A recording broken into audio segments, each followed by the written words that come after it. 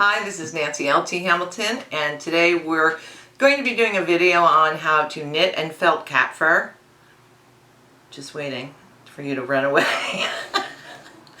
We are not doing that, by the way. A long time ago, I promised to do a video on sweat soldering, so I thought, this would be timely. Let's do the video on sweat soldering. So that's what we're going to do today. I'm going to show you the ins and outs, problems, and how to do it, and things that you can do with it. So we'll get started.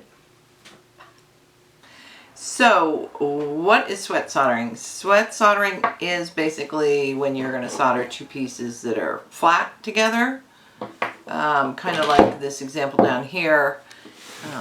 If I wanted to solder these elements onto this to create dimension and a color differential, you would use sweat soldering for the process. And sweat soldering basically just involves the application of solder onto a flat surface, and then it is held down to this other back piece and hit with the torch, and the solder flows, and then the piece is basically attached to the back plate that you want to use. You can also do something like this using sweat soldering. This is a form of inlay where an item is pierced out, sweat soldered to a back plate, and then run through the rolling mill to push the back layer up into the pattern that you have on the front. I'm going to briefly talk about how to do this. I used what did I use? 24 gauge silver for the top, and about half that size, double that size would be 18 gauge for the back. So I wanted more material to push up into the piece. So that's pretty much the most important thing on doing this. I found also that the really tiny thin lines don't like this. I had one break on here somewhere. I can't even see it anymore. But I think I ran this through the rolling mill, first in one direction, 3, and then another direction, 6, 12 times. So this started out at this size. So that's how much it grew. So when you do this, design your pattern accordingly, and I figure I'm just going to cut this down to size now.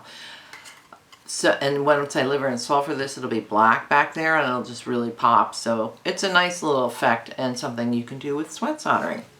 So the most important thing in doing sweat soldering is having really clean metal, both your piece you're attaching and your back plate. So you can clean it whatever way you want. I like to hit it with a torch, throw it in the quench, then the pickle, dry, and don't touch it after that. Hold it by the edges. Once that phase is done, and I usually hit it with like a 400 sandpaper to give a little tooth to it too.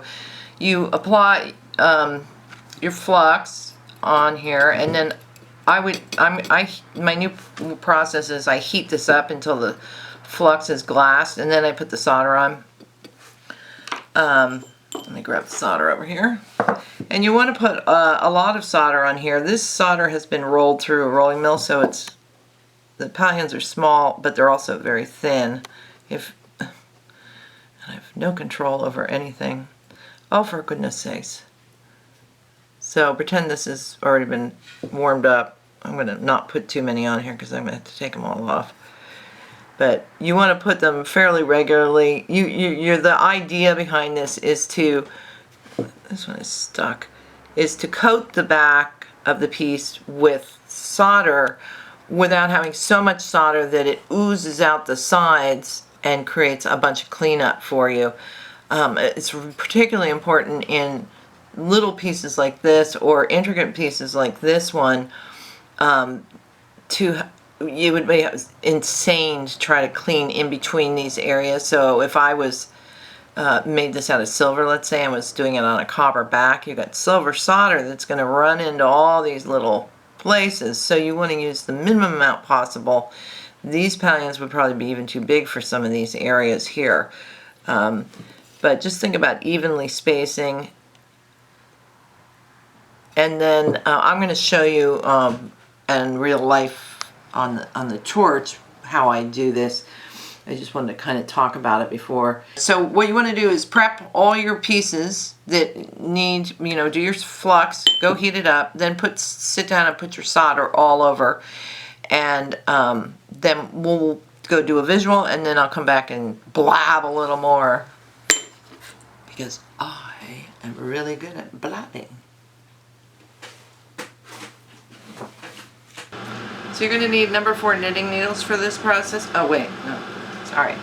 I know, stupid. There, on my charcoal that you will see in a minute, I have 4 different pieces set up. One is just flux, because I want to show you the process of warming the metal before putting solder on it so it doesn't jump off. The second one is, what is the second one?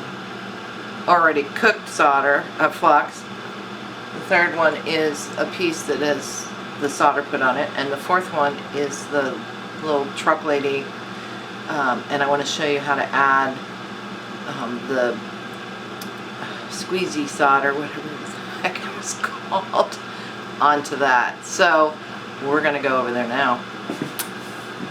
So I'm going to put this, I don't want to have this like that. I just want to have a little low flame here. So I'm just going to, see how the flux is bubbling?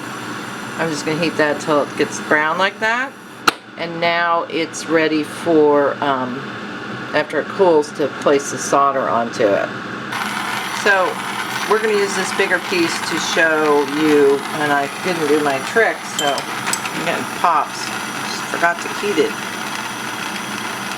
before. Let's hope everybody hangs out here. So what I'm going to do is heat it up until the solder melts, and then attempt to spread it with my solder pick here in my hand, which you can't see. Oh, there we go.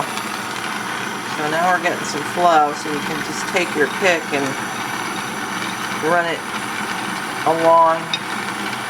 You're getting awfully close to the edge there. It'd be a lot easier if it was flat, but we do like a good challenge, don't we, team? Okay, so that's pretty good for right now.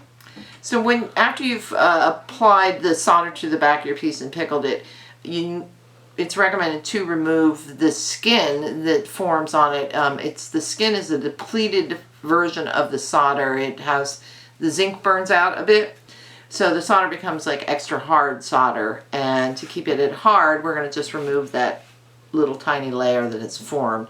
You don't have to do this. Sometimes it just makes it easier to solder because you're not dealing with extra hard. So I'm just going to show you really quickly because I think you've seen sanding before from me. Remember I was talking about removing the skin. This also has a little bump on it. So one of the things I don't think I mentioned was whatever you're soldering it onto needs to also be pretty dang flat. And one of the methods involves I would put this on my steel block and then put the wood on top and then wham it with my mallet after annealing the metal. Because you want these surfaces to lie as close to perfectly flush as possible. Makes your job a lot easier. You don't have to bind it or do anything. I just use the solder pick to hold it down, which you'll see in a minute. But anyway, I wanted to just briefly go over the removal of the skin. And I'm just using 320 here. Wet dry. Just dragging it across. You don't want to take all the solder off, but you do want to remove the top layer or so and any bumps, huge bumps that might be sticking out. Because that solder will melt and it will flush up. And then, yeah, there, it's clean. It's clean. So what we're going to do next is, and if, like, I brought this for a reason. If it's really, really bumpy, you can always hit it with a file. So the big thing is try not to take all the solder off that you just put on. So I'm going to go prep this, which is going to involve just putting flux on the back of it and heating it up on both pieces. I'm going to do that, and I don't think you need to watch me do that. So we'll meet back when I solder the 2 pieces, or sweat the 2 pieces together. I'm going to go back to my Bikram yoga. So this is kind of ridiculously big piece. I could go cut it, but I'm not going to, because I wanted to talk about one thing. Sometimes you are soldering a smaller element onto a larger piece, and the important thing is that you always want to heat up the larger, thicker piece first, and may not even end up having to hit this at all with the torch, especially if it was something really tiny like one of those little leaves I was showing you there. That would not need to be heated itself. You could do it from the back. I've also got these clamped down with my cross locks, and I'm not going to keep them here throughout the whole soldering process because they are heat sinks. I'm just holding them here until the fluxes glass together and kind of hold it on their own. I may use one just to lift it up to heat from behind. So something to watch in the excitement that's about to occur. Okay, so here we go. And we're going to use a bigger flame here. Go under our heat from the back.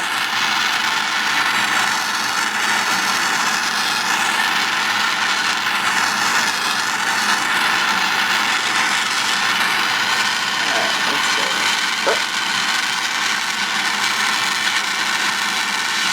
Get this glassed up here.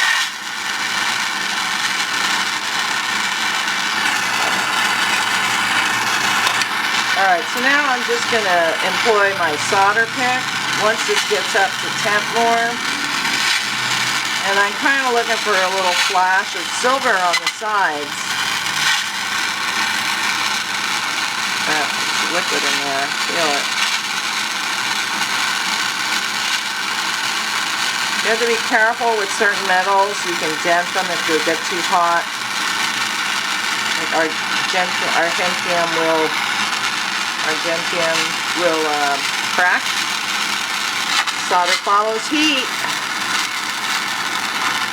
Okay, I think I'm going to check this. Now, it is likely that it didn't solder properly all the way around, and if that happens after fluxing, pickling, and I'll reflux and I'll do it again.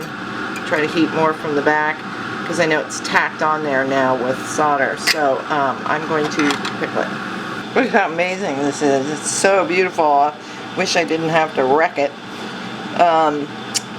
So anyway, if you want to check to see, like, especially if you have a hollow thing like this, if your solder is everywhere where it should be, you can just put some water in here, and if it starts to run out, like it is, let's see it coming out over here, that means that you have areas that aren't sealed properly. You also want to look for the solder line on the edge here, and I don't see any, especially on this edge over here. So that means we get to do this again, but I probably am not going to make you watch that, because it's basically a repeat of what I just did. So if while I'm doing it, we find something fabulous, I will definitely include you. Goodbye.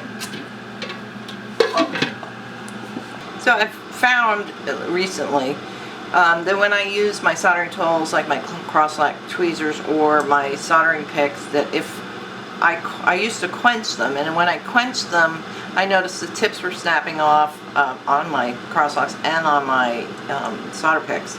So I just have a container of vermiculite behind my soldering area, and I just stick the hot tools in there, and the slow cooling essentially anneals the steel so it's soft and not brittle. That's my little tip. So I finally am going to shut up, and I just wanted to just show you a couple examples of items that are sweat soldered. Starting over here on the right, this is a pair of earrings I made a bunch of years ago, and I chased this pattern of silver on that part, and those are sweat soldered to the backing of copper.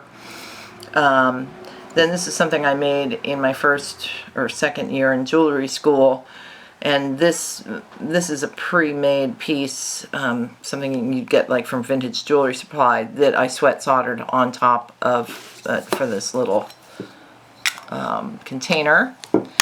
And then we have my friend Jane Garibaldi, who is a great jeweler. She does a lot of applique. These are probably casts from her original appliques, but see, she cuts up all these little pieces and textures them and then solders them on, probably uses jump rings in some instances, or just little rounds of wire. So there's a lot you can do, you know. It adds an extra dimension to your work, being able to sweat solder, and dimension is a very good thing. Otherwise we'd all be flat, and how boring. Anyway, thank you for coming. I really appreciate you and your support, and I hope you enjoyed the video. Next video, I have no idea what we're going to do, and if I make promises and I don't fulfill them, then I look like... So, we don't want to do that anymore.